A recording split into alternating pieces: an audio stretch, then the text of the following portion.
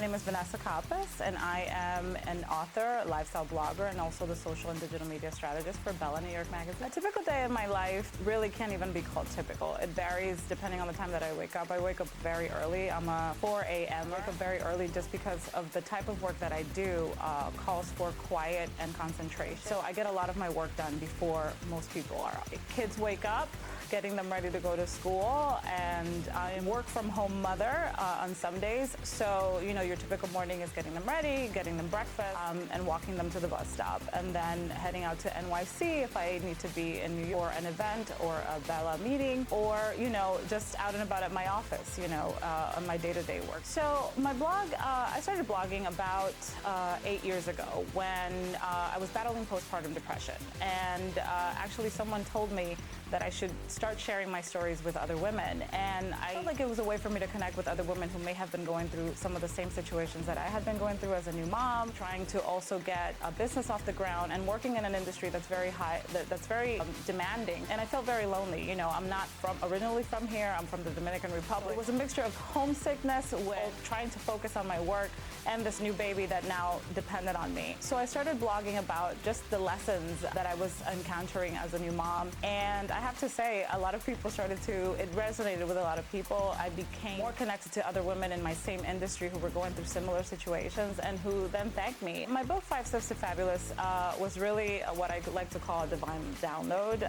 It was just one of those things where, again, I had been blogging for such a long time and I had so many interesting stories to tell. And the 5 steps really root on being yourself and loving yourself first and foremost. I realized that if I wanted to be a good mother, if I wanted to be a good wife, if I wanted to be a good employee or a good colleague, I had to be really good to myself. So I started to nurture myself even more and pay attention to my needs and my wants. And the more I pay attention to that, the more I was able to become available to my children, my spouse, my colleagues.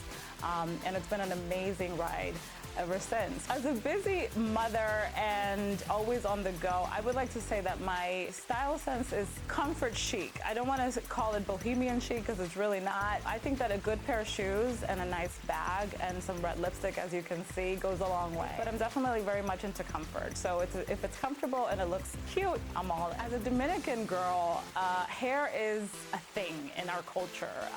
We grow up understanding that hair is part of your everyday beauty routine, like it must be cared for. Yeah, hair is still a part of my day-to-day. Of course, I use a cow. I think that the smell of this product is absolutely phenomenal. When you are in a shower, because I'm always doing my hair myself, it feels like you're in a spa and it feels like you're in a salon. So I think that that's a routine, kind of like a little pick-me-up that you can give yourself is when you're washing your hair and you smell this amazing product. When you walk out of the shower, you feel like you're ready to go. Most important thing that I do for myself is I do take time to meditate every morning. That is like a routine. I do it sometimes over a cup of coffee, and I have a morning prayer that I read to myself every morning. I learned, especially after battling postpartum depression, that I couldn't do this whole thing called life or business on my own. I co-founded a group called Entrepreneurial Think Tank for Women, which is EDT Women, with my partner, Lynette Barbieri, and I, as a way to connect with other women who may have been going through similar difficulties through building a business or through just living life in general.